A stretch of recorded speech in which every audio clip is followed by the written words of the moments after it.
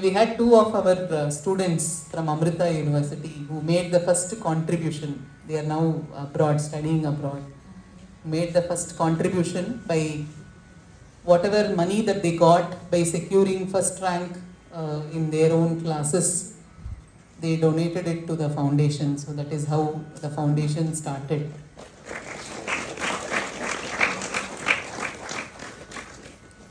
And we were operating out of home in Coimbatore. And that home, you cannot say it's a home in that sense. It was an ashram by itself. Because every other day you will see somebody coming with a bag saying that I'm planning to live here only from tomorrow. So we said, okay, there is one space up. So that home was also given on rent or whatever, offered to us by one of our students who also joined our Veil Sadhana in the morning. He's right now in Netherlands. And then we stayed there for some time. But we felt that to be of better service or seva to the society, a space, a sthala is needed. So we travelled from the Ooty region. Both of us are more comfortable, at least I am more comfortable in the colder regions.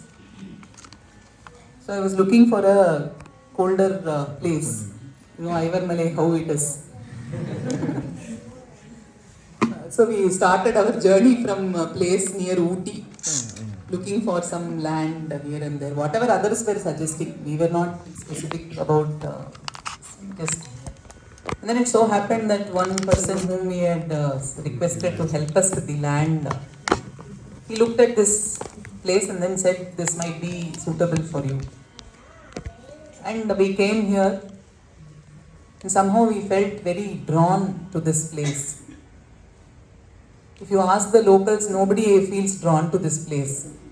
They'll be like, what? There is no water, there is no tree, there is no this thing. Why did you even choose this place?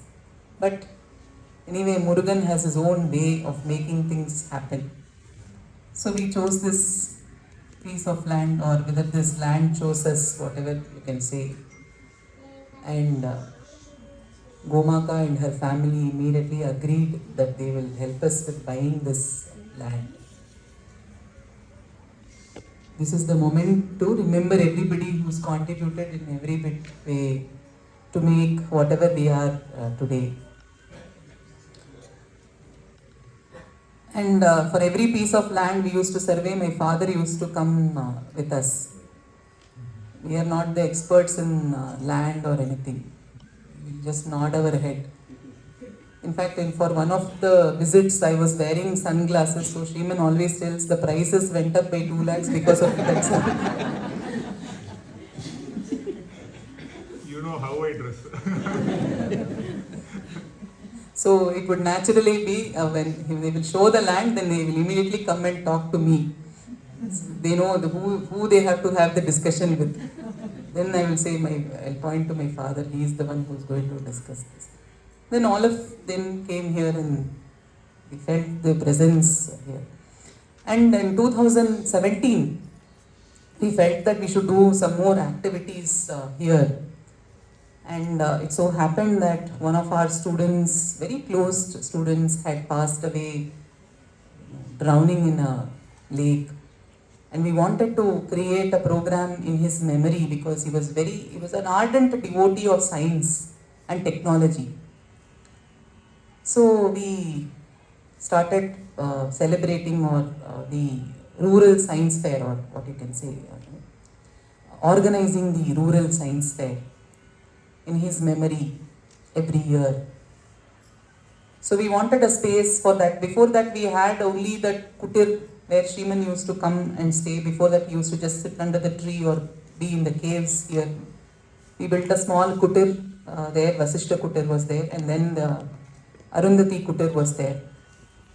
Every morning, every weekend, Guru Priya and another volunteer, they used to come, wake up at 5:30, wake up at 4:30, travel by a bus, come here and teach computer science, physics, chemistry to the local children here. So the kitchen that you see right now, on one side cooking used to happen, on the other side the classes used to happen. There used to be a board on the other side. So 30 children used to learn science and technology and yoga and all that in that space. And that program used to be a big hit. So wherever these people went into the villages, everybody used to recognize them.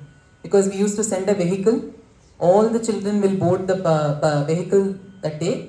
They will all come to the ashram, have a wonderful time here and then go back.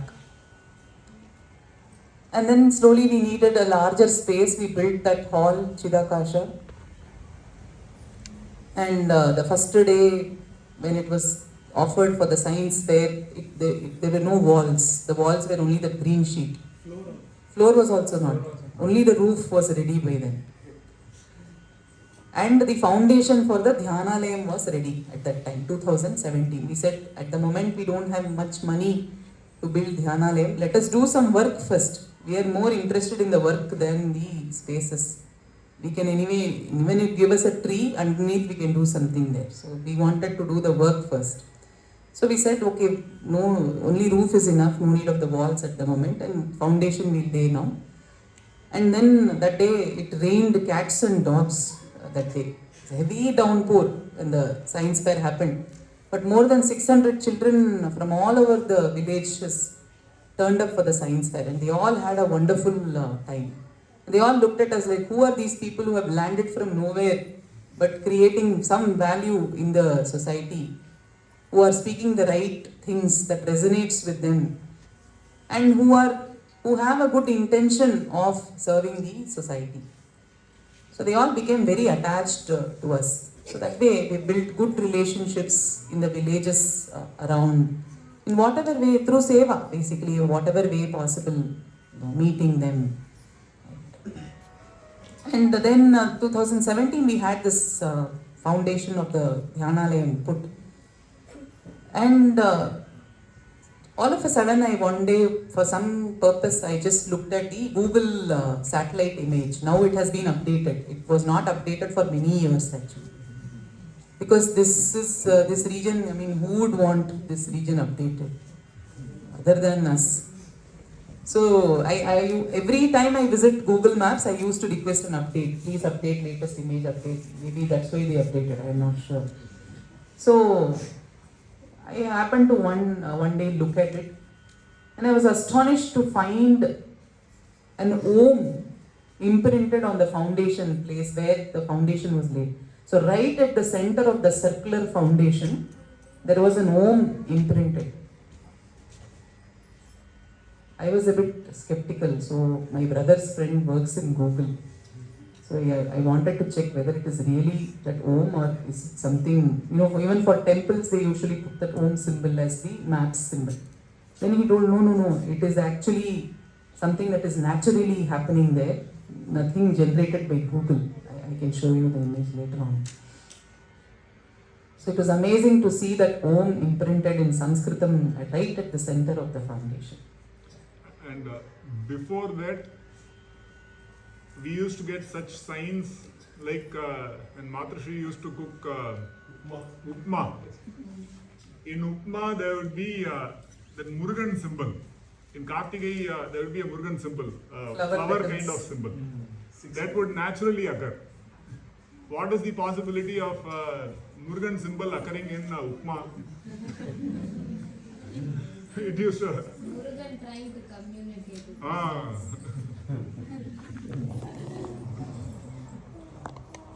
So in 2019, we wanted to see whenever I say we wanted to, I'm a little I don't know another English how to frame that sentence in passive voice, active voice, whatever. But let's keep it. We wanted to. So we wanted to have the Dhyanalayam, and we only had 108 days with us before the Guru Purnima 2019. So we quickly called Guru Priya, Varalakshmi, Venkat, and whoever was there at that point in time, and said we have 108 days to do the whole thing. So you have to collect the funds and put everything together. So in 2019, they did a marvelous job of raising the funds required to build this Dhyanalayam. And then we were going around looking for a mason who will construct this. Then nobody was there. They said, we don't know how to build circular structure, we don't know how to build with stone, we don't know this. They were giving 100 reasons why they don't know, but nobody gave one reason why they knew how to build. Then we found a guy who was building a tank, a well kind of a tank, factory tank. Same kind of a structure, circular. So we said, okay, he is our guy. So we caught hold of him and said, you have to build the Dhyanalayam similar to this tank, but a bigger tank you need to build this. He happily agreed. We told, but you have only so many days, like 90 days or 80 days to construct the whole thing. So he brought his team, the entire team stayed here. And in fact, in the middle of the construction itself, Venkat and Varalakshmi's marriage was scheduled. So even when Kalyanam happened in the process. And right after their marriage, after a few days, they reported back to oversee the construction. And by Guru Purnima 2019, the Dhyanalayam was ready. But Babaji, being Babaji, he couldn't enter this through the door. How do we actually bring him? Then we had to take a crane, and before keeping the roof itself, we had to place the Vigraham inside the Dhyanalayam, because the Dhyanalayam was constructed around the door actually. The door was purchased first. So Babaji came, and on that we had our first cow, Surabhi. She delivered a calf, and on that very day, Shankara Bhagavat Pada landed in a vehicle. And then we had people from Coimbatore, Sringeri Mutt, who did the Pratishtha. We had a wonderful ceremony in 2019, again Guru Purnima. We also wanted to have the Pratishtha of Agastya Maharshi. And after the Pratishtha, we said 48 days we need Akhanda Japa. So there were a few volunteers who were there with us for a program. So they all said, we will take care of the Akhanda Japa. So for 48 days, 24 hours, at least one person will be there in the Dhyanalayam doing the Japa. So it was like a relay race. So once one person completes, they will be waiting for the next person to come in. By that time, they will finish their shauchan and everything, come here and do the Japa. So 48 days, 24 hours they did Japa. All youngsters. Nobody had any prior experience or having done such a feat. So that way we are always fortunate to have those, even if it's a small group, that dedicated group of people. In 2021 March, Dhyana, the Ashtadik Lingams. 2021. In 2021, we had the opportunity to consecrate the Ashtadik Lingams around the hill, which we will go for Girivalam today evening. And that was also an amazing experience. One thing is, it's difficult to carry all the material around the hill. So the volunteers here, there were about 7 to 8 of them here. We carried all the material with us, cement bags. They will drive a tractor, take the cement bags, and they will throw the cement bags from the fence into the Girivalam path. Then they will walk that Girivalam path, collect the cement, pour water, mix it, and then construct. Very difficult task. And even on the Pratishtha day, the Ashtabandhanam paste, that is a hard thing. It's a lac. So it's a hard thing, you will have to melt it. If it cools down, again it will become hard. So what we did was, we carried the gas stove, the cylinder, and the Ashtabandhanam paste. So then and there we will melt it, do the Pratishtha of the Lingam, then again carry to the next Lingam. Like that, 8 Lingams we had to complete that process. Again, small group of volunteers, dedicated people, and each one took up a Linga. For the next 21 days, every day they used to go to that Lingam and then do the Japa for that particular Lingam. And 2021, we felt that we need to work towards the larger cause of education. So we started the Gurukulam. So a family came here with 2 sons. They said they are very interested in the Gurukulam. So we thought, okay, Tejasvi, Tapasvi, 2 people are there. Gurukulam started. That's all. Then those 2 people dropped out. So now we are left with only 2 people. But we said, okay, I will, when I am the teacher, he will be the student. When he is the teacher, he will be the student. When he teaches, I will be the student. Anyway, we are 5 people in the Gurukulam. We don't need to wait for anybody to start the Gurukulam. But we are very grateful to all the parents who entrusted their children right from the start and supported the efforts of the Gurukulam. Now it has grown. We are very happy with the growth of the Gurukulam. Very happy with the children. Excellent children who have this bhava of tyaga and seva in them, which is very essential to the Gurukulam process. So like this, when we say Anaadi Foundation, so I often tell people, when I say I am the founder of Anaadi Foundation, okay, good, it's a important sadhana, but my work involves fixing a repaired gate, switching on the motor and switching off the motor, worrying about which cow ran away. So, in spite of the administrative work here that everybody carries, the focus has always been how this can be used for the benefit of the society. Otherwise, this administrative load itself can seem like a big load. One new person comes to the house, then the kitchen goes for a toss. Unannounced guest, when we say Atithi, unannounced guest comes, the kitchen goes for a toss. We become so stressed out. So here people here, because of their dedication, tyaga and seva bhava, have taken lot of amazing responsibilities, shouldered those responsibilities as if it was nothing or as if it is nothing. We will always find them ready to take up the next task. So that way we are always fortunate to have all the people around and all of you around us. Each one of you, we know you through different initiatives and programs and through your contributions to the foundation. So on this auspicious occasion, our heartfelt gratitude to each one of you for making this possible and bringing this far. And we also recognize that there's so much more to do. You always feel motivated to do more.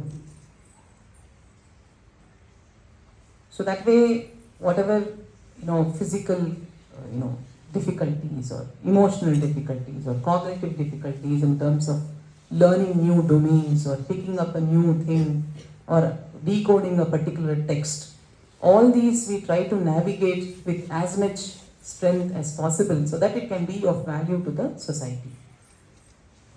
So it has always rested on the karma bala of people whose idea is that who lead a selfless life. Never asked a question in terms of what is in it for me. Of course, there will be limitations in terms of how much the mind and body can do, how it is wired. But still, it has always stood for what more can we be doing for others. So that is the bhava that we would like to spread in the society also. Otherwise, a lot of swartha has crept into the society. We earn a lot of money, but where we spend it is limited to, say, 2 generations below and 2 generations above. So a small group of people is what the entire earning is spent on.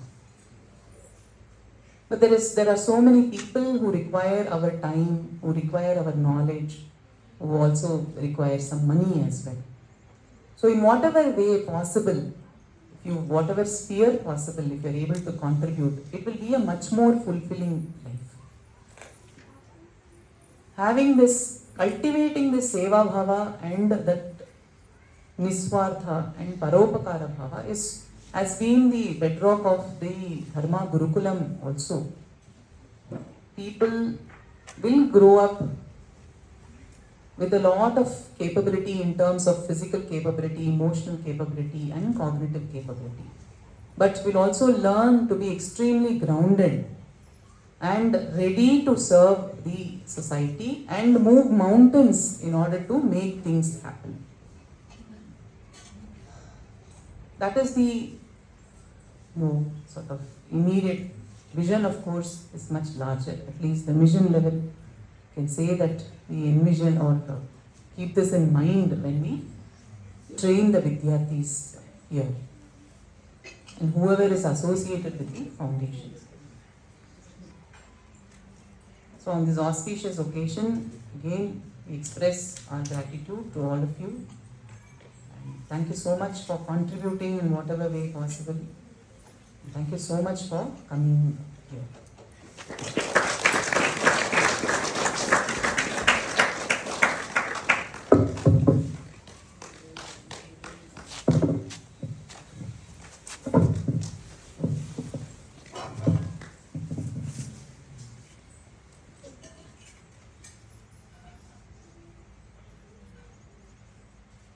Matrushree has beautifully mentioned what Guru Purnima means to us personally.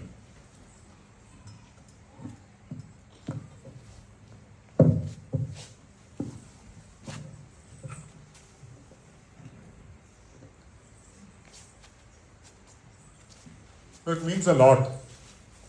You can obviously imagine. For us, you will not find us explicitly sentimental or emotional people. Not so explicit. We are rational, logical, and yet there are deep sentiments.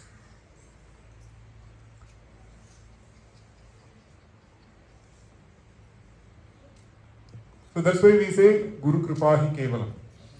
You'll see daily Guru Puja, it will be Guru Kripahi Kevalam. No, there is a deeper reasoning process to this. That would be very interesting for you. There is a beautiful episode in the Ramayana where Sri Ramachandra Prabhu. It so happens he is to be made the Yuvaraja the next day. And that night, he is asked to leave. Abrupt. Everybody is in a state of shock, but not he. How great, no? See, when we have expectations, if our expectations are not met, we go into a state of shock. The shock could be of varying intensity, but still a state of shock. For example, we expect it to be peaceful. Suddenly there is a we will be shocked because we are expecting it to be peaceful. In family life, we have a lot of bonds. We are expecting it to be smooth. Everyone is blessing, everyone is celebrating, marriage happens. And after that, many bombs start going off. Or so we believe. It's to do with the intensity of the shock. And if the force of expectation is very, very strong, then the shock or the disappointment is also that great. Imagine the force of expectation of Sri Rama being the Yuvaraja. The whole nation, the whole kingdom is expecting. Then what would be the burden that Sri Rama has to carry in terms of expectation? Not just his individual expectation. In our lives, it's only our individual expectation. Or let's say our parental or family expectation.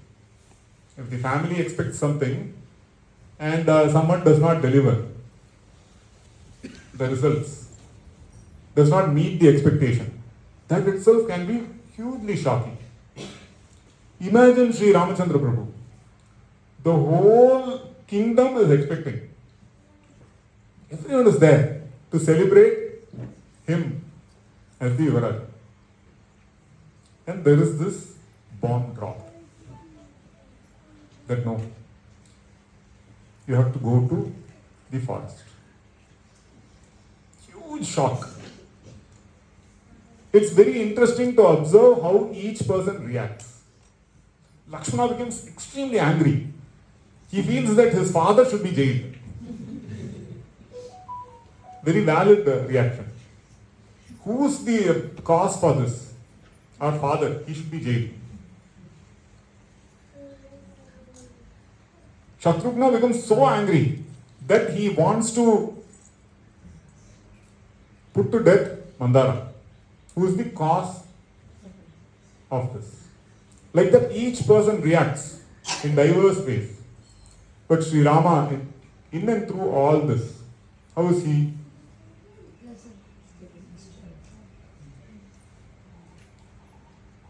See, that is a great power.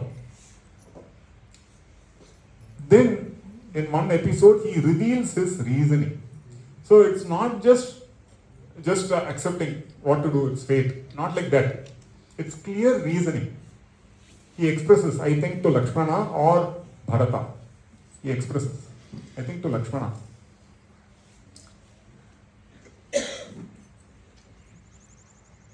This is the effect. Carefully understand this. This will be applicable to everybody. Okay? This is the effect. Karma phala.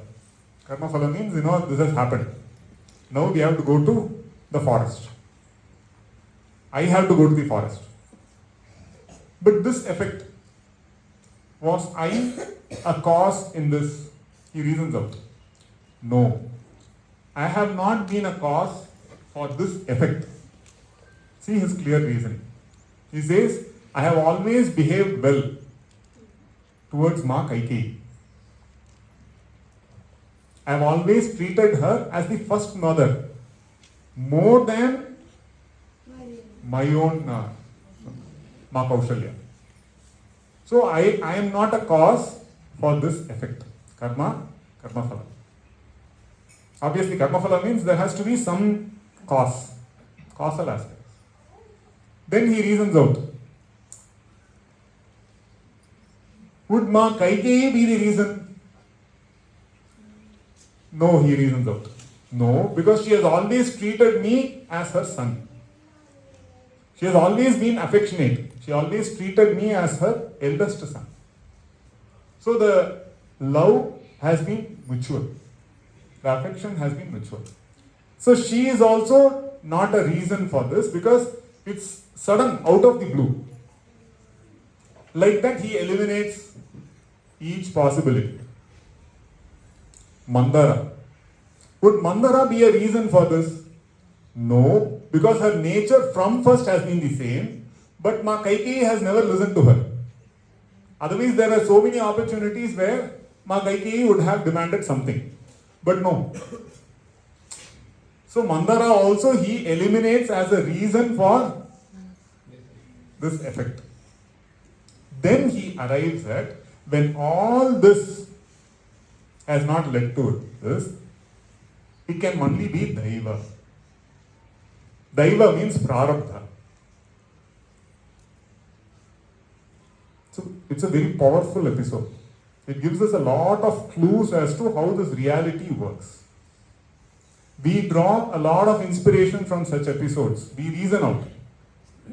If this has to happen, my education and training was not along these lines. My education was computer engineer. I went to US to be a multimillionaire. Okay. But then suddenly, not because of my own ichcha or effort, suddenly a spiritual awakening happened. And hence we understood that it's Daiva.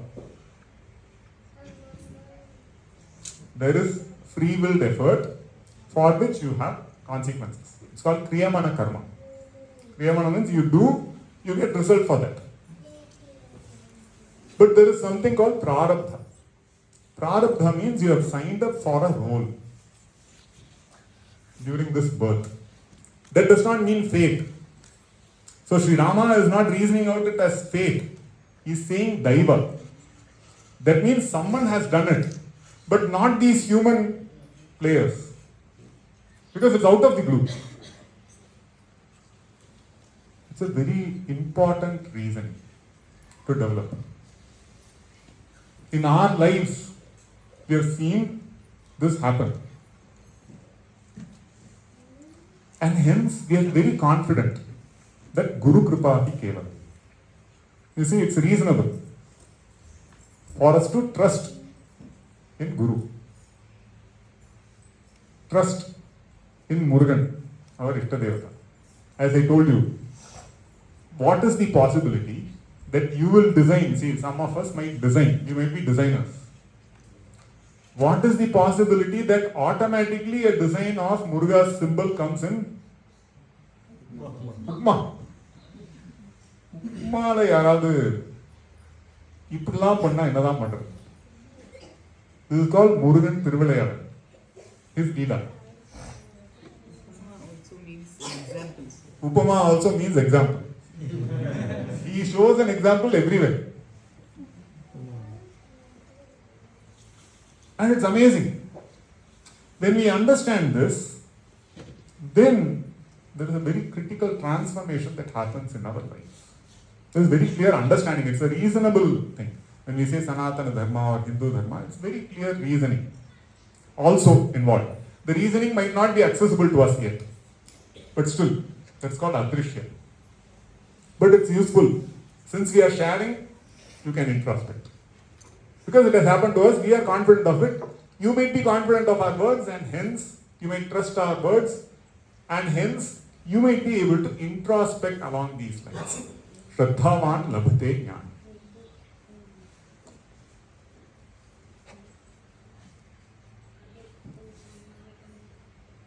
We generally believe that we are carrying the burden of our life.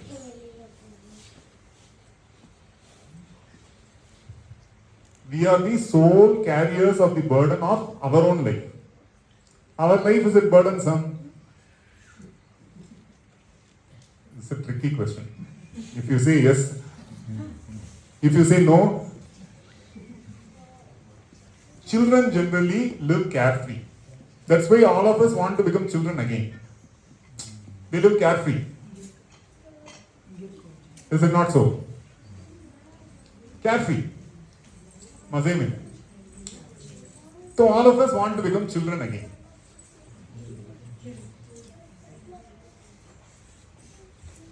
But then, it's not so carefree. Someone else is taking care of the children. And for children, it feels like a restricting. Imagine your childhood, if you remember. It feels restricting. You want freedom that an adult has, but that which you can never get. See, you want to be free as a child. But will your parents allow you to be free? I'm not asking children. Even as adults, you'll be treated as a child. Where are you going? Guru Purnima.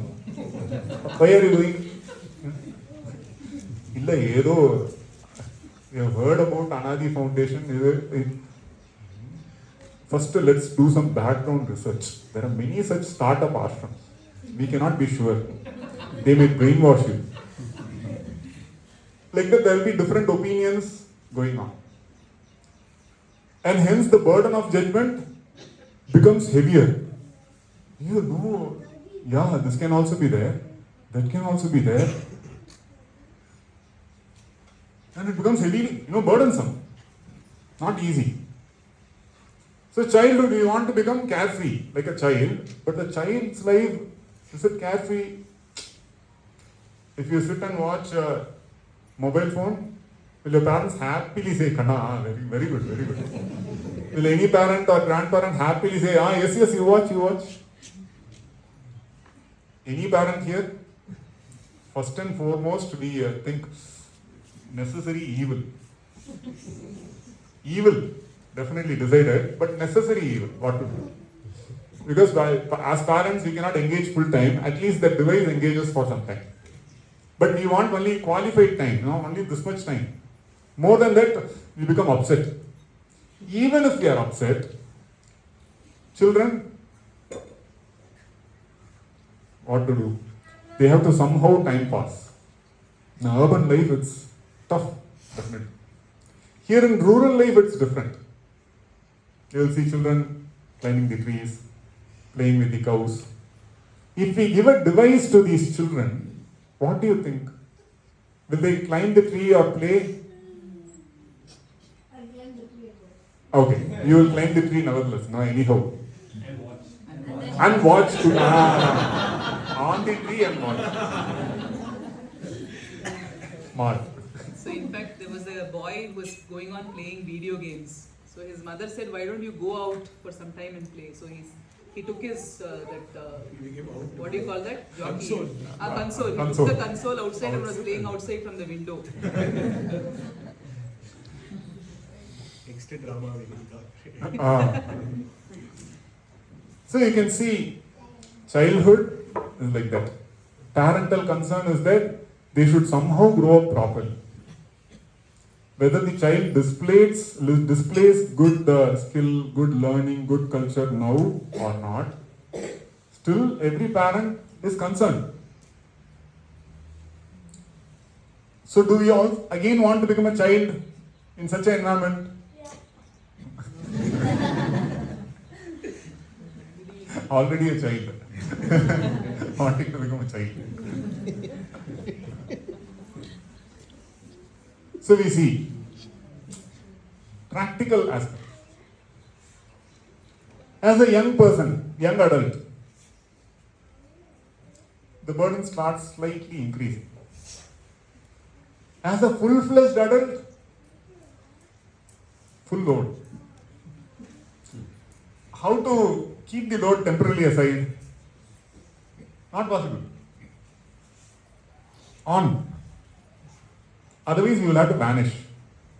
But how to vanish? Now you can be traced. So please don't try to vanish. So very, very tough. So no place to escape. And hence we need the right reasoning. Knowledge liberates us from misery. Knowledge gives us the right perspective. Perspective of who we are. Perspective of what is the purpose for which we are here. Otherwise, birth is a very temporary period we are here. Why suffer? Suffer from the burden. So to describe this process, we chanted the Guru shlokas and so on. You will see clues embedded through all of this. That is to cultivate the right perspective. Now, for example, Upanayana happened. What is meant by Upanayana? That is giving extra eyes. These eyes are there, giving extra eyes. Why extra eyes? Because with these eyes, we see a burdensome reality. Temporary happiness, but up and down, up and down, up and down, going on. And responsibilities keep growing. Now with responsibilities, people are stressed out. No, responsibilities do not cause stress. You need, with increasing capability, you need increasing responsibility. But responsibilities, when you limit it to a particular domain, like a family, but your capabilities have developed, then there is some conflict. That's why increasing the perimeter, as Matrushree beautifully said, loka seva. The children here get highly trained, comparatively. And hence, they can think of the society. Only one who is strong can think of others. No? The Balashali, it's strong. Strong physically, emotionally, mentally, and this is all part of education. This is all part of knowledge. And that knowledge is given through various processes. One of the processes is mantra Shakti. It gives that extra eyes. Otherwise, our own bala is not visible to us. And gradually, it shrinks. So that's why looking for such clues is very important. For example, there is a beautiful statement. Dvandva Titam Gagana Sadrisham Tattvamasyadi Lakshyam. We get caught up. Why is this burden? Because we get caught up in the Dvandva of reality. Now it is warm here. So what will we seek? Some fan. That will make us feel slightly liberated from our current experience. So we are all seeking slight liberation from our current reality. We cannot accept it fully. And hence we are not able to realize ourselves as that Gagana Sadrisha. We are like that Gagana, Dvandvatita. Nature of experiencing is always in terms of Dvandva. Heat, cold. Pain, pleasure. Sorrow, happiness. If you remove pain, will you discover pleasure? Not directly. That is the conditioning, the heavy conditioning that has happened to us, which we believe as ourselves. And hence not able to realize who we are. Why we are here. What is the purpose for which we are here. For that we will need to go beyond this Dvandva. The Dvandva that traps us. For which we practically expand the spectrum of what we call Dvandva. Dvandva means, pain, pleasure. But that itself, let's say, very limited pain and pleasure we are able to experience. Not sufficient. It is like if you need to grow a tree, the growth, is it just up there? No, down, which is not visible. Unless the roots go down, up, it will not be stable. Likewise, unless we invest in going within, our outward life, which we generally invest in all the time, which we generally seek purpose. We all want purposeful activity. Everything should be purposeful. Is it not so? Purposeful is to do with the subjective process. But we are seeking purpose in the objective process alone, removed from the subjective. What is purposeful to one person might not be purposeful to another person. In that there are categories which are called Purushartha, Dharma, Artha, Kama, Moksha, which is again looking at with a subjective vision. Then we see the same activities might be purposeful in one time. For example, playing with toys might be purposeful activity in childhood. Later on, is it purposeful activity? No. Can you derive meaning out of it? Can you derive joy out of it? No. So that's where investing in the within yourself. That is a very important thing. When you experience yourselves as like the sky, which does not have any limits. This is the shock that I was talking about. Expectation is next word. Suddenly another sound comes. Like that in life, you always have to be aware, alert. Was I shocked? Why not? I was expecting him. Because daily I live with him. I know what he does. No, not like that. He is very responsible. இவங்கெல்லாம் இப்படிதான் பண்ணுவாங்க. புடுங்குற ஆணி பூராவும் அதனால எப்படி தெரியும், வேற என்ன நடக்கும் அப்படி நினைச்சு அப்படியே ஸ்திரமா உட்காந்துட்டு.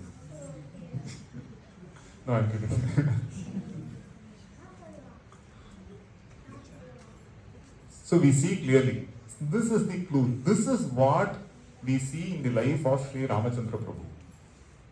Not short, Dvandvatita Gagana Sadrisha. That tattva. And for that we will need to invest in ourselves, in training our own mind, in creating the necessary samskaras that will help us enjoy this life, which is a great gift. Otherwise, we will criticize ourselves. We will be critical of ourselves. We will not be able to enjoy this life, which is a God's gift. Why? Because constantly what is visible? Kora mattunna. This is called Kora Bharva. Kora Bharva means we see only our own limitations. And that gets projected out, we see limitations in others. Naranja Bharva. That means seeing our Purnatva. That wholesome perspective, that wholesome vision is an investment, it's not automatic. Just as we see in Sri Rama's life, he clearly delineates. And that helps him maintain stable wisdom, which is what a great life is. His entire life is seen as an example. Right? Even now, after so many millennia, even now it's seen as an example worth living. Like that in our own life, these critical aspects we will have to imbibe, take in. Then that gives us that holistic perspective, which helps us reason out very clearly and live well. The idea of living well is, you should feel at the end of the day, Tripti. Who is to feel? You should feel. And that is great investment. It does not happen automatically. You see, the toughest person to satisfy is, don't look outward. Self. And hence you will need intelligent approach to it. That's why our Shastra Bala, Shastra, need to invest in. That's why this Guru Purnima is also called Vyasa Purnima. Because Vyasa Maharshi gave us so many great texts which illustrate these principles in very clear terms. It's all illustrated, it's not like vague. Happiness, not vague. One will have to get educated along the right lines. Whatever, little, not about scholarship.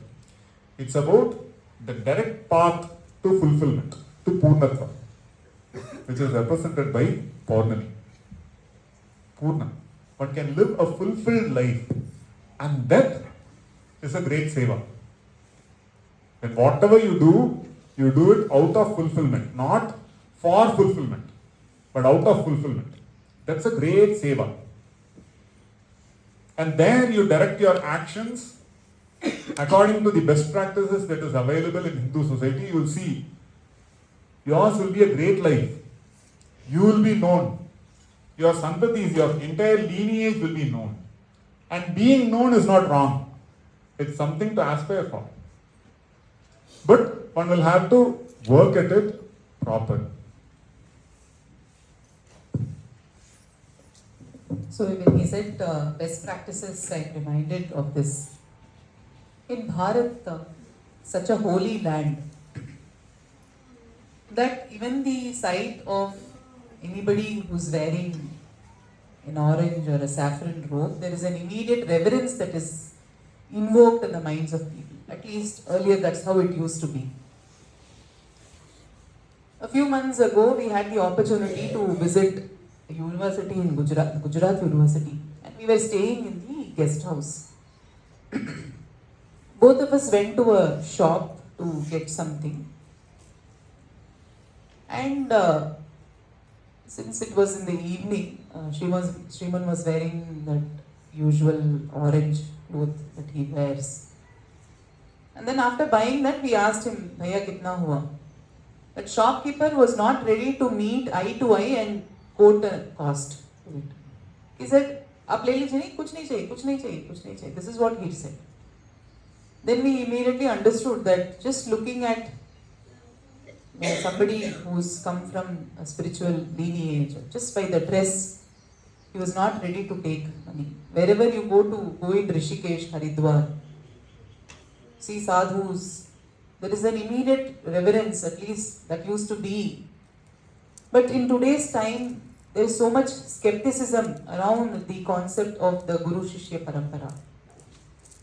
So on this auspicious Guru Purnima, let us all reflect on the various Guru Paramparas that exist in Bharat, that has made Bharat what it is today. It is not just the economic well-being that has made Bharat today.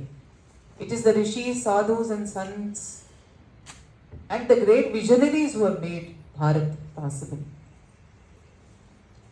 Otherwise, there is a conflict around who is the greater Guru. Is this the right parampara? Is this the wrong parampara? And there's so much confusion happening around the Guru Paramparas there. In fact, to one spiritual master, there were a group of devotees who went and asked that spiritual master, Master, there is another Guru who is there. Is it okay if we also accept his advice and thoughts? Then this Guru said, anybody who is in the seva of the society should be given respect. Because it's very difficult to get even the thought of doing some seva to the society. So that way, anybody who is doing any kind of seva to the society in your own near and dear spheres, wherever you are located, whatever parampara is there, children should be told, the inculcation of this devotion and respect should happen. That is very important. That is what will save Bharat.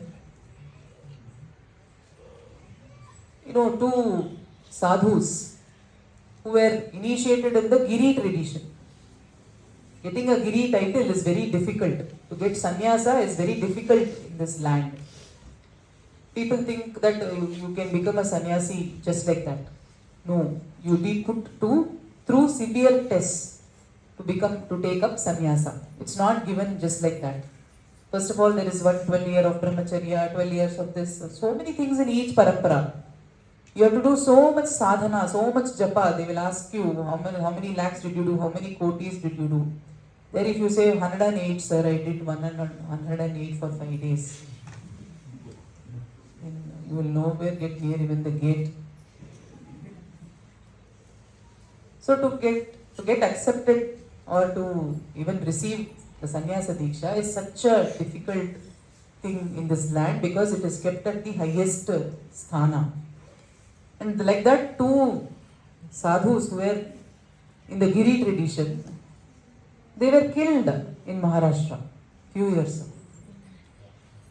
And all of us in the entire Bharat have to face the consequence of two sadhus. It is not just them facing the consequence or their matha or whatever, but it is because it has happened in this land when Draupadi was insulted. It was not just their family that suffered, right? The whole of Bharat had to face the consequence of insulting a woman.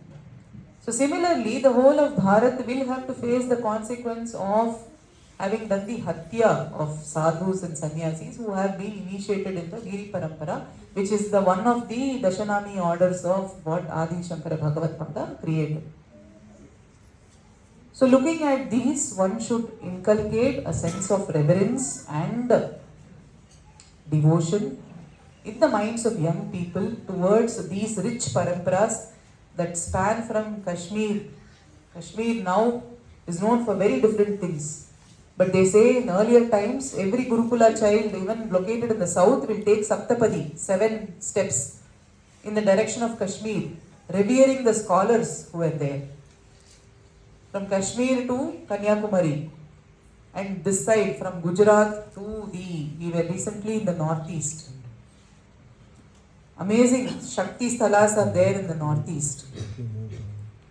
So the children of Bharat should be introduced to the rich Guru Shishya Parampara in whatever way. So one of the fundamental aspects is to take the children to your respective matha. or whatever spiritual guru or kula guru that you already have, or your family has been associated with, whatever mutt it is associated with. The second is in terms of wherever you feel a spiritual connection, trying to spend some time every year or every quarter or every, semester in the place where you feel spiritually connected. A few days doing some seva, doing some sadhana.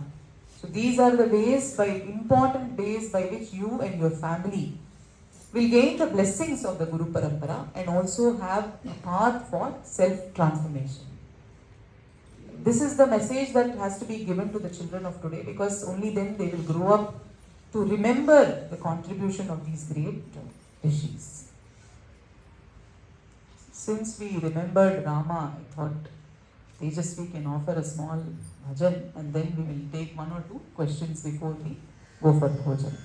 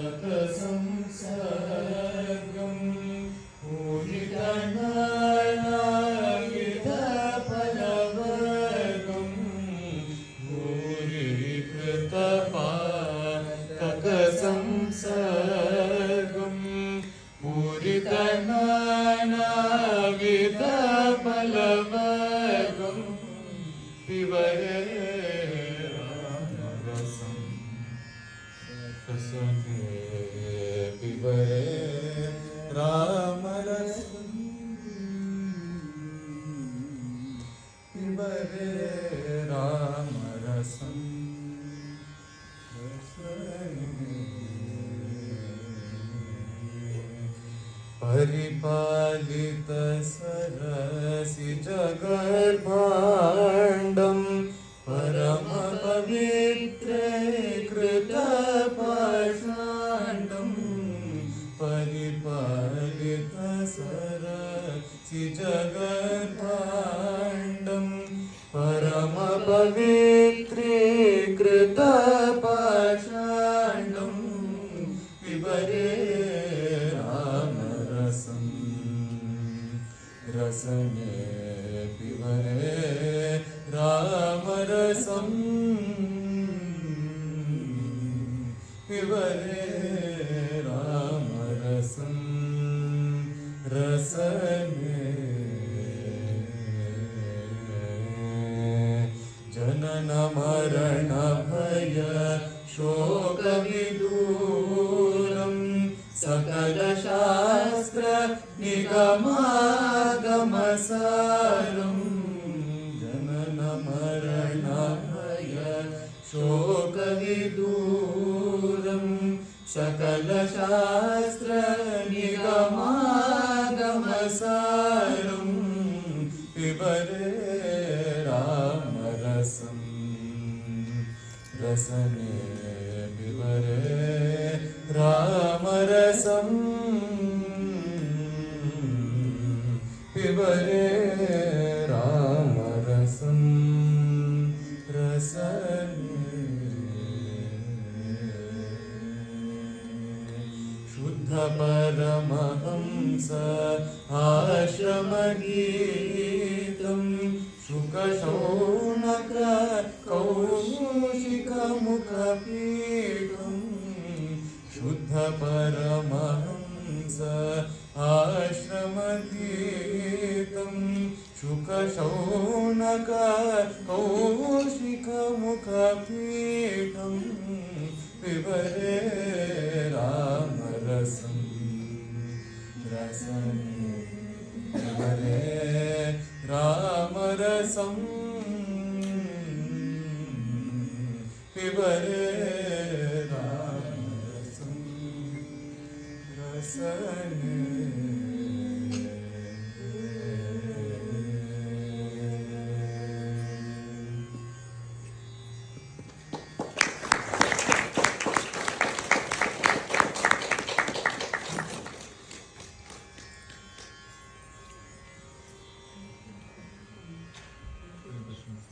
Take one or two questions if there are any.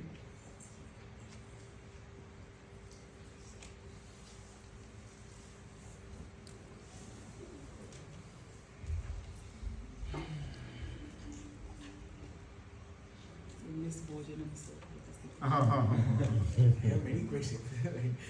Daddy, Mantra Japa, how can we say this Mantra Japa service? You mentioned that can be service. Mantra. How powerful it is as a service? So every action, if we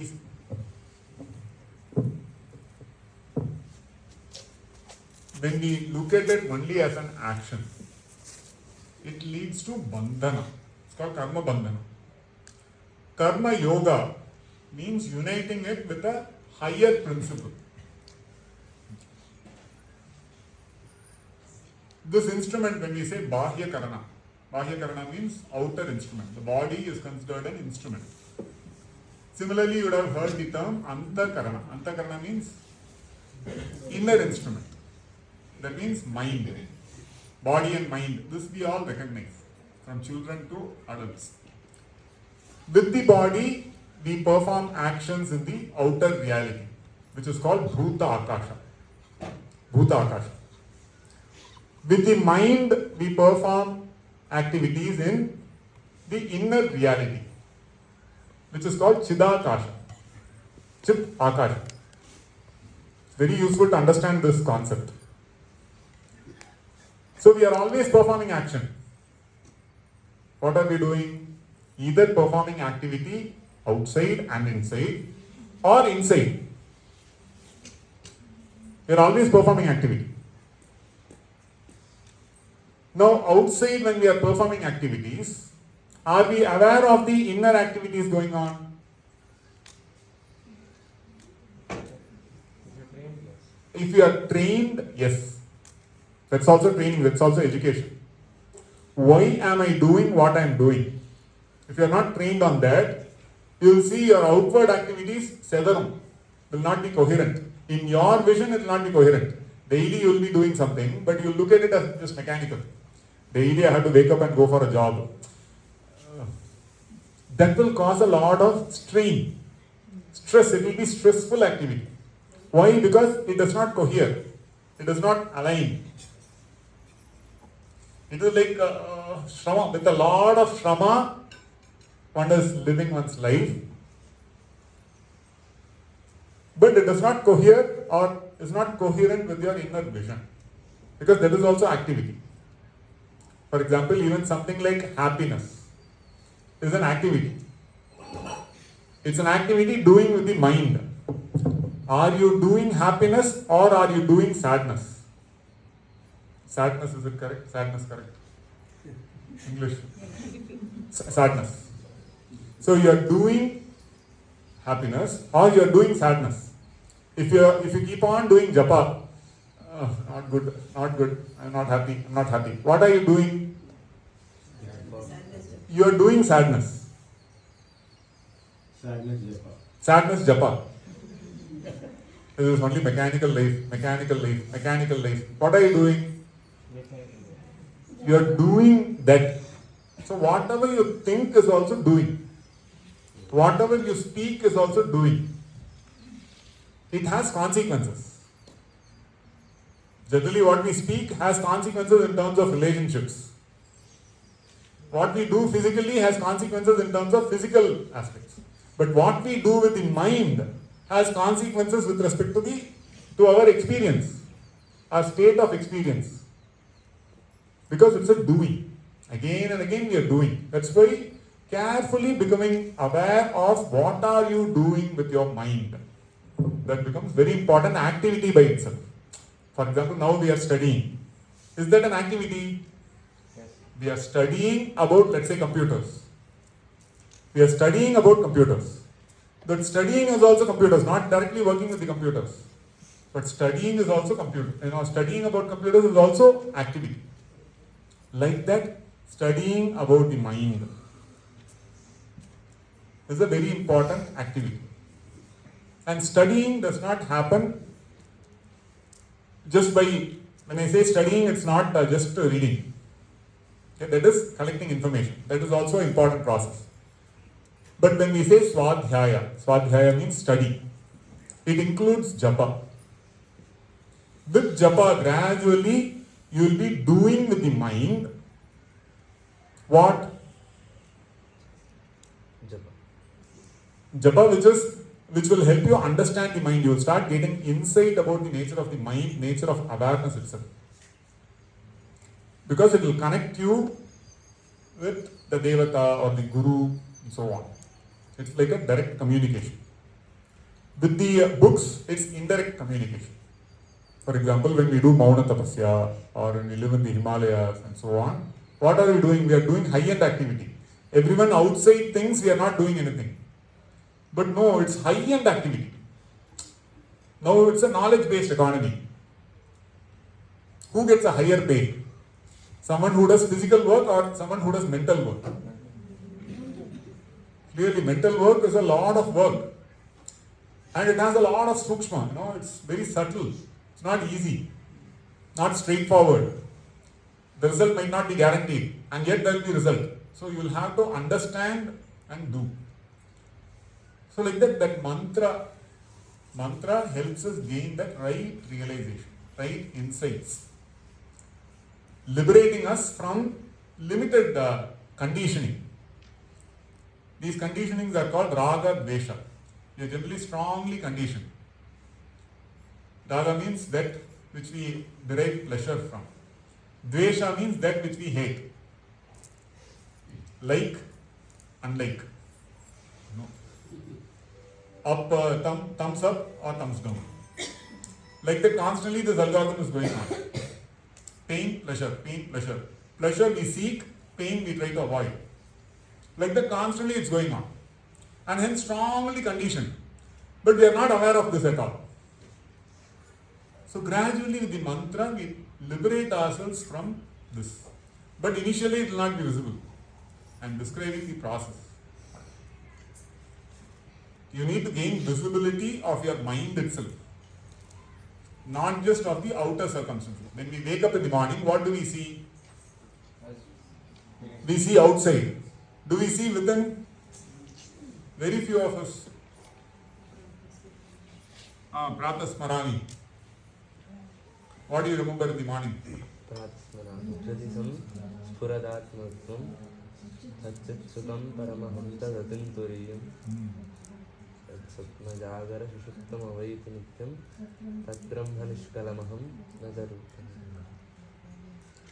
So we remember that we are Turiya. We are not Jagrat, Swapna, Sushupti Avastha. But generally what we perceive of our life is Jagrat, Swapna, Sushupti. Jagrat, okay. But many of us sleepwalk. That means we are aware of that, but not aware of that within. That is considered equivalent to sleepwalking or dreaming. In dream state, do we participate in the dream? Very few of us are capable of participating in our own dream. Right? Sushupti is the deep sleep. No dream, no activity. Nirodhana happens. So generally our mind is outward bound and hence not self-aware. If we try to meditate, what happens? It's extremely boring. Why? Because it's high intensity activity. Initially, if you give math problems to solve, tough problems to solve, the children will be bored. Why? Because it's very challenging. They still don't have the bala to be able to tackle those problems, not otherwise. That's why constantly we encourage again and again, again and again. Do we allow them to just go? Then they will not grow. Likewise, gradually we train our mind to be self-aware. It's a tough activity, very, very tough activity. Imagine Mauna Tapasya. When I say I did hundreds of days of Mauna Tapasya, see, when I say, as Matrushree clearly explained, I, we, these are all terms that we use, not out of any ahankara, not of ahambhava, that yeah, I have done this, not like that. It's a very simple statement. So, those who understand us, those who know us, they understand the context. I'm just explaining the context. So when I did the Mauna Tapasya, that itself is an oxymoron. Okay, it does not go together. You cannot do Mauna. You can be silent. Can you do silent? Doing is nirodhana. No, you can calm the mind. That you do anyhow. Then you experience silence. How long can you be silent? Even physically. 1 day, 2 days. After that, you will feel like, yeah, what's the point in life? What is the purpose of my life? I'm not able to. No. Then one will have to see a deeper reason, right? Everyone looks at oneself as intelligent being. That means it has to appeal to your intelligence. It's not a blind, dumb activity. That means you will have to invest in such deep reasoning by which that becomes reasonable, in your eyes valuable for you to pursue. So you can imagine, for me to pursue, for her to allow me to pursue, or for us to jointly pursue hundreds of days of Mauna Tapasya.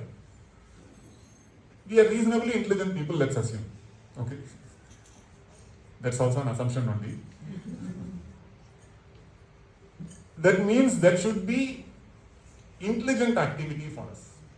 So like that, the mantra japa should be an intelligent activity in your eyes. But that is also work. You will have to work towards uniting it with a larger principle. That means the larger principles cannot be just this ahankara based. It will have to be beyond this ahankara. Otherwise, in your own eyes, it will be like after a point in time, it's just like a job. I'm doing it mechanically, I'm getting a salary, but what's the big deal? It will not give you that purnatva, it will not give you that satisfaction. These are practical aspects. So that's why you will have to invest in growing your vision of why you are doing what you are doing. That's how mantra also works, especially deeper sadhana if you wish to take up, spiritual.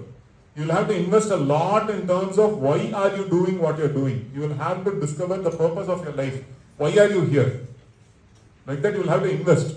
It's not automatic. Who can answer that question? Only you. By spending time with yourselves, by spending time with the constructs of your mind and so on. It's like an intelligent activity. So that's why mantra is looked at as an offering. It's a great offering. Also, in the Pratishtha process, the mantra is the key aspect of consecrating the deity. So when the Vigraham is brought, it will just be a Vigraham in terms of a stone. It's made of certain materials which can withstand certain energies. So it is brought as a stone. But if it has to be worshipped as a deity, then the appropriate Pratishtha process has to be done. Only then people will feel the transformation, parinama, after having come. For example, if you go to this particular temple, you will get a lot of wealth. If you go to the other temple, you will get married soon. If you go to another temple, you get a child. There are different temples like this because they would have been consecrated with that purpose. And a lot of processes would have been followed for that deity to give that effect in your life. So to consecrate a deity, one of the key aspects is the mantra japa. So when we say we are planning to do the pratishtha, it means that there will be So many more counts of japa that will have to be done on that day.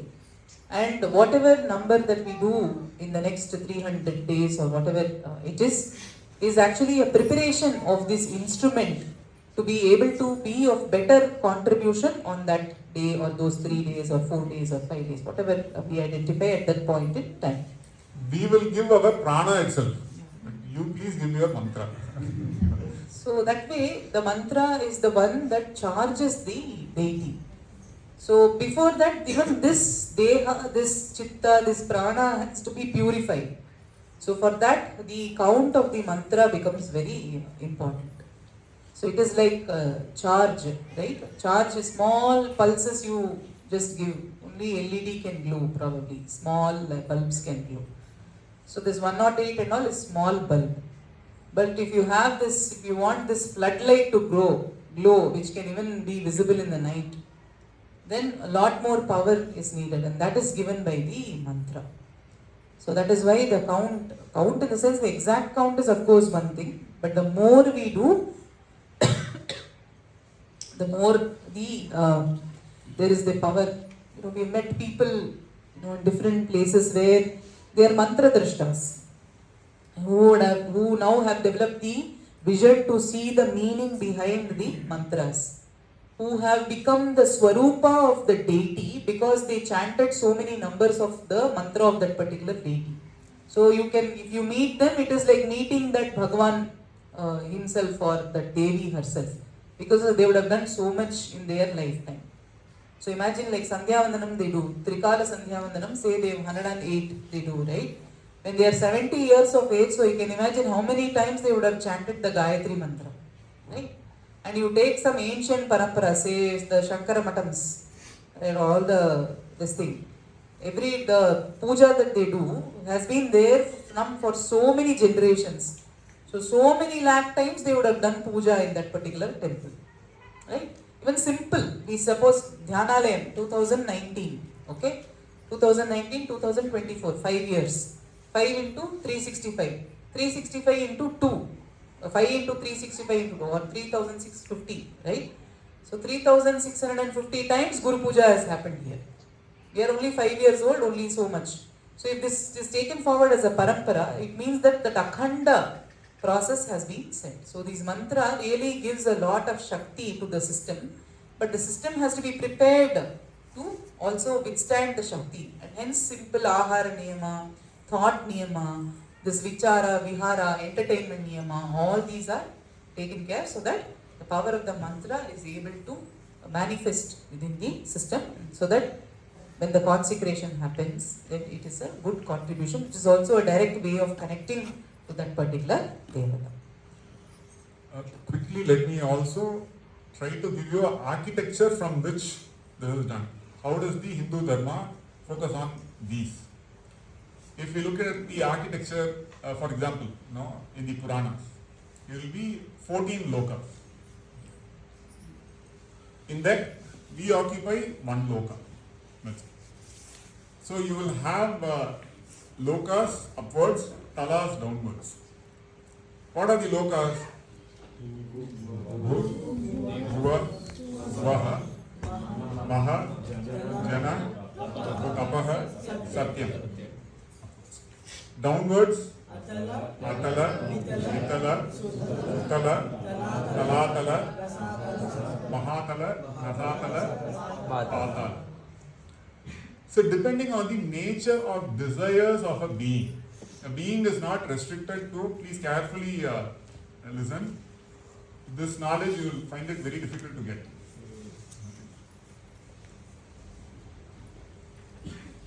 If we look at this architecture, its vast Brahmanda is included in this architecture. This is a framework, just as we say Panchakosha. Panchakosha is a representative framework, it's an abstract framework. You can apply Panchakosha to the tree as well, to that ant as well, to a human being also. Because Annamaya, what grows out of food is Annamaya Kosha. Does the tree grow out of food? Yes. Annamaya Kosha.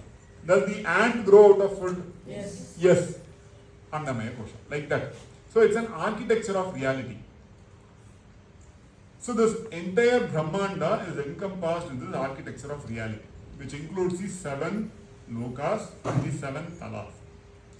Depending on the nature of your own desire, the desire of a jivatma, the jivatma is free to generate any desire. So that's why be careful about what you desire, especially in this space. Why? It may come true sooner than later. Many people have had this experience. But to regulate a desire is not easy, that's also work. So you desire. What you desire has to come true. But for that, the circumstances, will they allow for that desire to attain to fruition? That's how it's practically looked at. If let's say the current circumstances don't allow for that desire to come to fruition, you will have to take another birth under appropriate circumstances in an appropriate loka. So the talas all exist. Naraka is different. Those are harsh conditions for us to get retrained. But otherwise, talas are splendorous. That's why you would see Bali Chakravarti, Rasatala, Mahatala, Patala. All these are glorious, much more glorious than Loka, Bhutala. But that's for dense desires. Those who have strong desires unfulfilled by the human birth, at the end also have strong desires for material prosperity, let's say. Then you would need such circumstances to fulfill your desire, because you desire it, because you are divine. Nobody can overrule that. That's why ascending the lokas is considered very important. You'll need to grow your desires. Why go within? For example, meditation is a superior desire. That's also a desire. Mokshu means moksha means bhuya iti ichcha. Even moksha is a desire. But it's a refined desire. And hence you grow in the lokas. Otherwise you descend in the tala. It's a very simple architecture to understand. That's why you need to work on your own desires. And that's why when you work on your desires, you will see different kinds of beings have different kinds of desires. We have drishya prani, adrishya prani. What is drishya prani? Visible beings. Adrishya prani means? So when we have to work on a desire, let's say a child has a desire for a notebook. Directly the child works. Parents also have to work, have to enable that desire. Otherwise, will the child get a notebook? Like that, introspect on complex desires that you have. You start understanding every desire matters, but desire needs appropriate work. It's karma phala. Without that, you don't get the phala of that desire. But then it's against spiritual law. Whatever you desire, you should get it. But then, whatever you desire, if it comes true, that will also cause problems, havoc. So that's where dharma is there. So to enable dharmic desires to fructify, there will be these adrishya pranis who work. It's just like we have a desire for laying a road. We don't do the karma that directly leads to the road. What do? We go and petition to the appropriate government authority. They have a full mechanism, a system in place to grant that desire. The same process in much more complexity, more than what we can imagine, happens with respect to the devatas. That's why the best desire is loka sangraha. What do we need? Nothing. You would see, practically if you see, gradually in the spiritual approach. That's why Matrushree was explaining about sadhu sannyasis. Why is it very, very tough to attain to a stature of a sannyasi? In the Indian tradition, it's very, very tough. Tough tests are there. To wear this kavi, you'll be tested left, right and center. On what? The nature of your desires. Sannyasa. Nyasa means, to give up. What should you give up? Generally, I say, this is my mic. I have this sense of ownership. Where is it? Within me. So one has to give up every sense of identity. So that the object will be there. Everything will be there as is, but you don't relate with it. That is sannyasa. That means you should have burnt the desire. So it's a very great tradition. In fact, many people, when they join any ashram or mutt or gurukulam and so on, their worry will be that the children will become a sannyasi. To create one sannyasi out of a million people is very tough, not easy. If a sannyasi is there in your family lineage, the entire family, upwards and downwards, now that you start understanding the architecture of reality, get a huge benefit. Because it's adrishya prana. So many well-meaning, for example, those associated with good brand name. When they go out, they get recognized for that brand name. Is it not so? Now, for example, with the good work that the government has done, wherever we go, when we say Indian, world over now, people have a favorable drishti towards Indians. Earlier I have seen, favorable drishti was not there. They were compared along with Bangladeshis and Pakistanis. If you say Indian. Now it's not so. So even the drishti to cultivate, so you would see that kind of framework is associated with the sannyasi because they don't live for themselves. So it's very, very tough to achieve. Not at all easy. So given this architecture, now you would be able to understand the pratishtha process in this light, where you need the adrishya. When I say prani, it's not a degraded word. It's a living being. So Murugan is a adrishya prani. Devata, Mahadevata. You can imagine the kind of process that is required to invite and sustain their interest in being of service to everybody here. So it's a very deep effort. This comes from the architecture of reality that our Shastras give and also from practical experience of tapasya and so on. You will see that many religions don't have this architecture and hence it's too simplistic. They cannot even explain birth and death. But come on, we have it as a reality. So we should be able to explain it. So that's where that Shastra, the eyes that the Hindu tradition gives, those become very important for us to be knowledgeable about. Gradually, as we invest in it, then we start understanding reality, and that is liberating. Then we really start appreciating Bharatavarsha. There is no greater land to be born in than Bharatavarsha. So being able to appreciate it, you need these eyes. With a modern education, one will not have the eyes to appreciate it. It's very, very tough to appreciate. We'll close with an invocation.